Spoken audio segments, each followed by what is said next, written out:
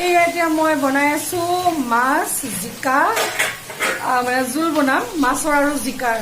ইয়াৰ জিকাবিলাক সোৱাদ ইমান নাই আমাৰ তাৰ নিচিনা নহয়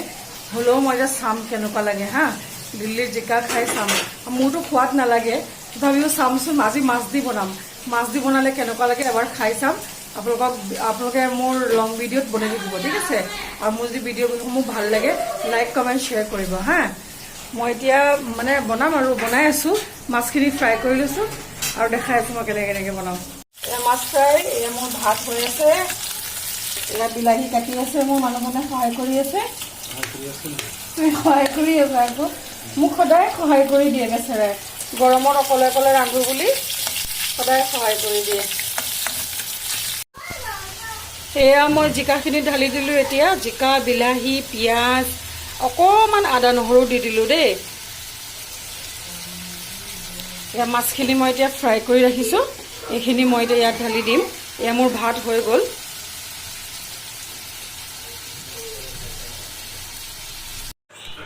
এয়া মোৰ জিকা আৰু অকণমান সৰিয়হও দিছিলোঁ দেই মই দেখাবলৈ নহ'লে সৰিয়হ জিকা আৰু মাছৰ তৰকাৰী কেনেকুৱা লাগিছে কালাৰটো বহুত ধুনীয়া লাগিছে ন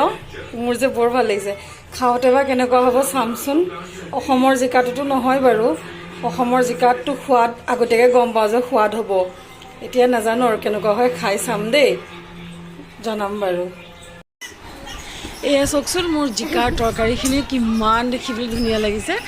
মানে খাবলৈও যে ইমানেই সোৱাদ হৈছে ন মই কি ক'ম মানে সৰিয়হ দিলোঁ নে সৰিয়হ দিয়াৰ কাৰণে বহুত মজা লাগিছে আপোনালোকে এনেকৈ এবাৰ ট্ৰাই কৰি চাবচোন সৰিয়হ অকণ পিচি ল'ব আৰু জিকা এনেকৈ মই যেনেকৈ দিলোঁ তেনেকৈ দি আদা নহৰু অকণমান দি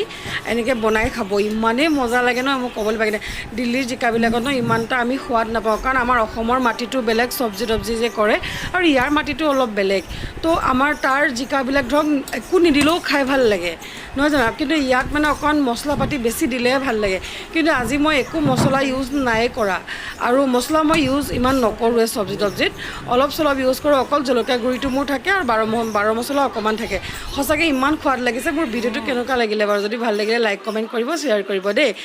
বাই